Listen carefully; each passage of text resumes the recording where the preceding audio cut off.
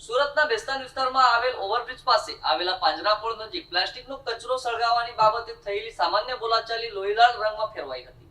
ઘટનામાં 52 વર્ષીય ભંગાર વેપારી જાકીર પઠાણનું મોત થયું છે। પોલીસે ગણતરીના કલાકોમાં 3 આરોપીઓની ધરપકડ કરી હતી। મંગળવારે બપોરે જાકીર પઠાણ પોતાના ગોડાઉન પર હાજર હતા ત્યારે પ્રીતમ અને શુભમ નામના યુવકો સાથે તકરાર થઈ હતી। ઝઘડો વધતા જાકીરભાઈએ પોતાના પુત્રો શાહરૂખ અને શાકિરને બોલાવ્યા હતા। બીજી તરફ આરોપી પક્ષના 5 થી 6 લોકો પણ એકઠા થઈ ગયા હતા અને બંને પક્ષ વચ્ચે મારામારી શરૂ થઈ હતી। પોલીસના જણાવ્યા અનુસાર હુમલાખોરો ચાકુ અને પ્લાસ્ટિકના દંડા જેવા હથિયારો સાથે લાવ્યા હતા। આરોપી પ્રીતમ શર્માએ જાકીર પઠાણની જાંઘમાં ભાગે છરીના ઘા ઝીંકતા તેઓ ગંભીર રીતે ઘાયલ થયા હતા। ભારે રક્ત વહી જતા તેમને સારવાર માટે સિવિલ હોસ્પિટલ ખસેડવાયા હતા, જ્યાં સારવાર દરમિયાન તેમનું મોત થયું હતું। ઘટનાની જાણ થતાં જ પોલીસ તાત્કાલિક ઘટના સ્થળ પર પહોંચી હતી અને મુખ્ય આરોપી પ્રીતમ રામ નારાયણ શર્મા તથા શુભમ બાલકૃષ્ણ મરાઠીની અટકાયત કરી હતી।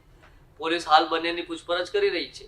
આ ઝઘડામાં આરોપી પક્ષના કિરણ ઉર્ફે ચેતન બાવિસ્કર પણ ઈજાગ્રસ્ત થયો છે। તેને એપલ હોસ્પિટલમાં સારવાર હેઠળ રાખવામાં આવેલ છે અને હોસ્પિટલમાં પોલીસ બંદોબસ્ત ગોઠવાયો છે। પોલીસ તપાસમાં અંકિત દિનકર પાટીલનું નામ પણ સામે આવી રહ્યું છે, જો કે તે હાલ ફરાર છે। પોલીસે તેની શોધખોળ માટે અલગ અલગ ટીમો બનાવી કાર્યવાહી શરૂ કરી છે। જાબીર ખાન પઠાણ અને એના પુત્રો અને એના જે બીજા મિત્રો હતા, એના પુત્રોના મિત્રો હતા, એમની ઉપર ચાકુ અને પ્લાસ્ટિકના દંડાથી હુમલો કર્યો।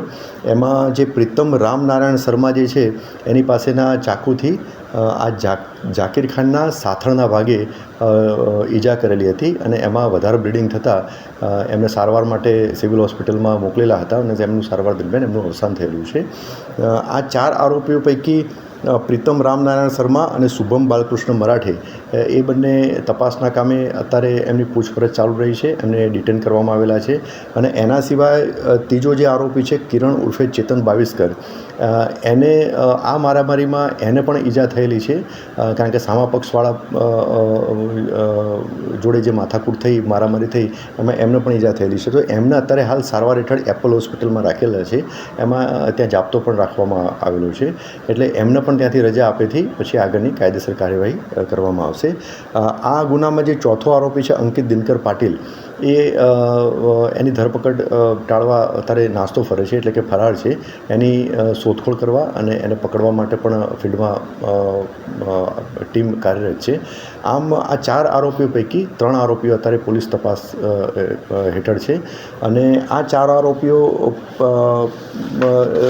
પૈકી જે 2 આરોપીઓ જે છે, જે મેન આરોપી પ્રીતમ નારાયણ શર્મા અને